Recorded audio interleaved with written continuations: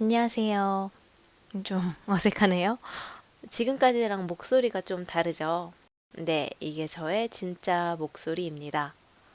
영상 한 편을 편집하다 보면 제 목소리를 계속 반복해서 듣게 되는데요. 그게 너무 싫고 좀 어색하더라고요.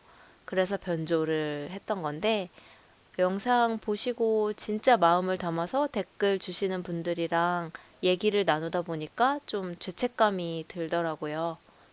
저는 사실 기록 용도로 채널을 시작한 거라서 제 영상을 누가 봐줄 거라는 생각을 아예 안 했었거든요. 근데 신기하게도 봐주시는 분들이 생기고 인사 주고받는 분들도 생기다 보니 반갑고 좋으면서도 마음이 계속 무거워지더라고요. 더 늦기 전에 바로잡는 게 좋을 것 같아서 오늘 이렇게 진짜 목소리로 인사드립니다. 약간 부끄럽기도 한데 하다 보면 익숙해지겠죠? 살짝 민망한 기분으로 오늘 영상 시작하겠습니다. 요즘에는 가끔 예전 한국 영화를 찾아봅니다. 이야기 자체를 보는 재미도 있지만 당시 사람들의 모습이나 배경 같은 걸 보는 게 의외로 굉장히 재밌거든요. 이제는 더 이상 볼 수 없는 모습이기 때문에 더 신선하게 느껴지는 것 같습니다. 오늘 소개할 작품은 1997년 영화 접속인데요. 두 편으로 나눠서 준비해 봤습니다. 이번 편에서는 영화 줄거리에 대해서 간단히 살펴볼 거고요. 다음 편에서 영화 속에 담긴 그 시절 한국의 모습을 살펴보겠습니다. 접속의 두 주인공 동현과 수현은 자기 마음처럼 되지 않는 사랑 때문에 힘든 시간을 보내고 있습니다. 라디오 프로그램 PD인 동현은 옛사랑을 아직 잊지 못하고 있고요. 홈쇼핑에서 전화 상담원으로 일하는 수현은 룸메이트의 남자친구를 짝사랑하고 있습니다. 영화 접속은 동현과 수현이 우연한 계기로 PC통신에서 만나 서로의 인연이 되어가는 과정을 그린 영화입니다.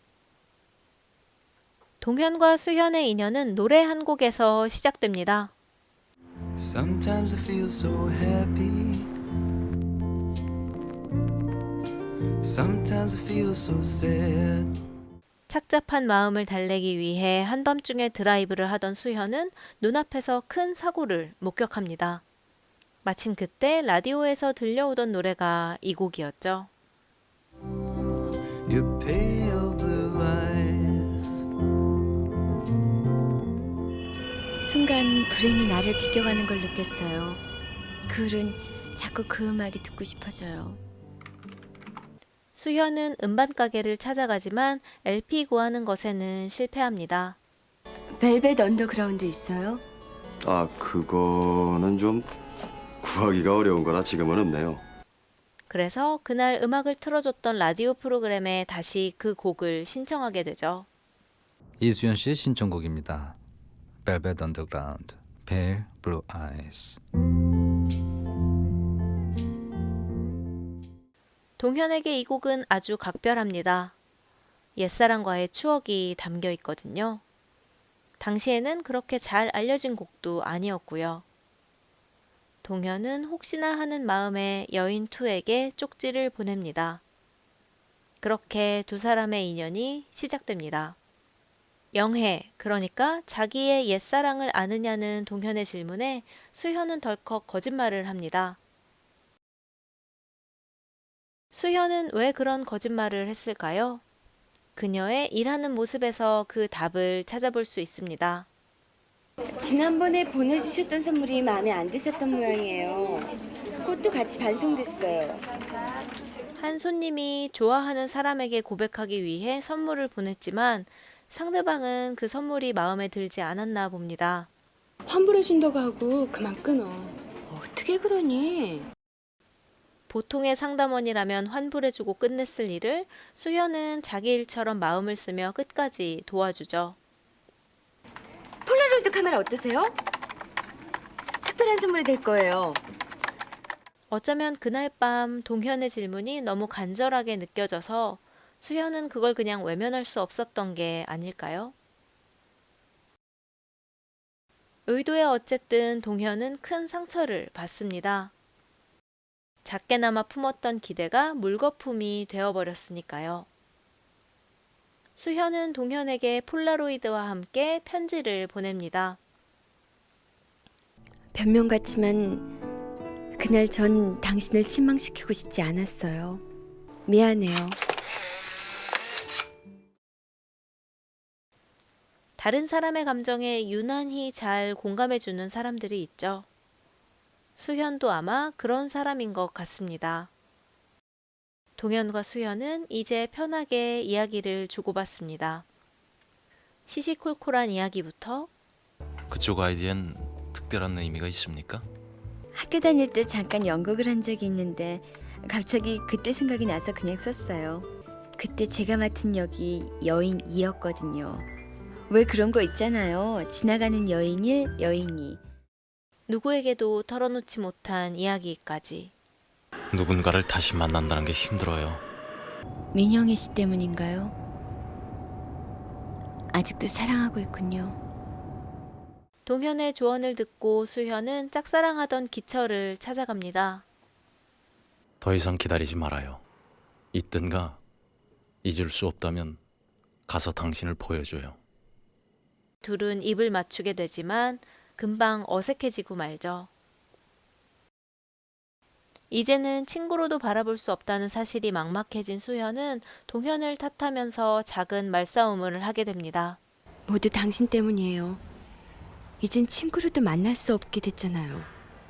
당신은 친구로부터 애인을 뺏을 용기도 없어요. 깨끗이 잊어요. 이건 당신을 위한 충고예요. 정말 충고가 필요한 사람은 당신이에요.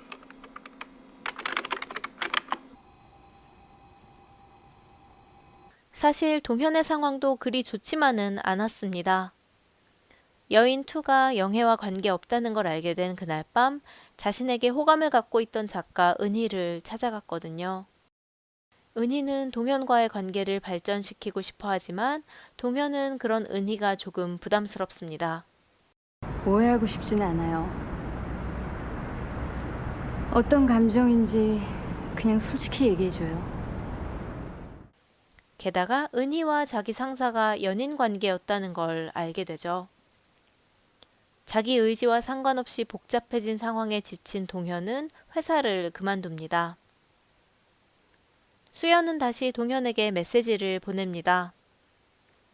동현 씨 충고를 따르기로 했어요. 그 사람 잊을 거예요. 두 사람은 다시 시시콜콜한 이야기를 이어가죠. 오래 기다리지 않아서 좋다? 늘 약간 흐릿해서 좋다. 쉽게 구겨지지 않아서 좋다. 한 장밖에 없어서 좋다. 그렇게 사소한 이야기를 주고받는 동안 두 사람은 서로에게 조금씩 물들어갑니다. 두 사람은 함께 영화를 보기로 합니다. 영화관에서 그리고 레코드샵에서 이미 두 사람은 마주친 적이 있지만 그걸 아는 건 우리 관객들 뿐이죠. 하지만 약속 당일 동현에게 급한 전화가 걸려옵니다. 동현이 그렇게나 잊지 못하던 사랑, 영혜의 목숨이 위험하다고 하네요. 동현은 병원으로 달려가고 수연은 오지 않는 동현을 한참이나 기다립니다. 영혜의 죽음은 동현에게 큰 파문을 일으킵니다. 그래서 호주로 아예 떠나려고 하죠. Why do you want to migrate to Australia? Because I think it might be nice. 그날 영화관에서의 약속을 못 지켜서 미안하다며 벨벳 언더그라운드의 레코드를 수연에게 보내줍니다. 영애가 죽었어요. 이 음반은 영애가 오랫동안 간직하고 있었던 거였어요. 버릴 수가 없어서 수연 씨께 보냅니다. 수연은 어떻게든 동현에게 연락을 취하려 하지만 신변 정리에 바쁜 동현은 수연의 연락을 받지 못합니다. 떠난다는 소식을 들었는데 한번 만나고 싶어요. 극장 앞에서 기다릴게요. 나중에야 밀려있던 메시지를 한꺼번에 확인하게 되죠. 여러 번 전화했었어요.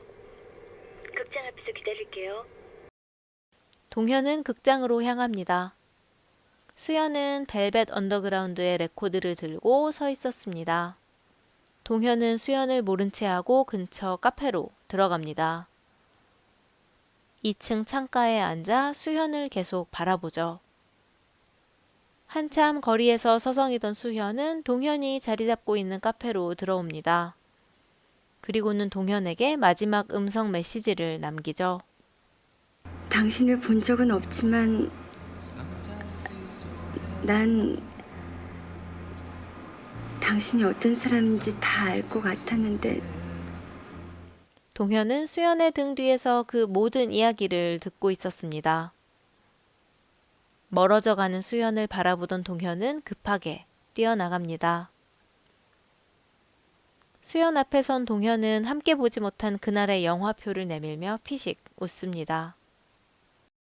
안구건조증으로 내내 고생하던 수현의 눈에 어느새 눈물이 한가득 고여있네요. 마주보며 웃는 두 사람의 모습으로 영화는 끝이 납니다.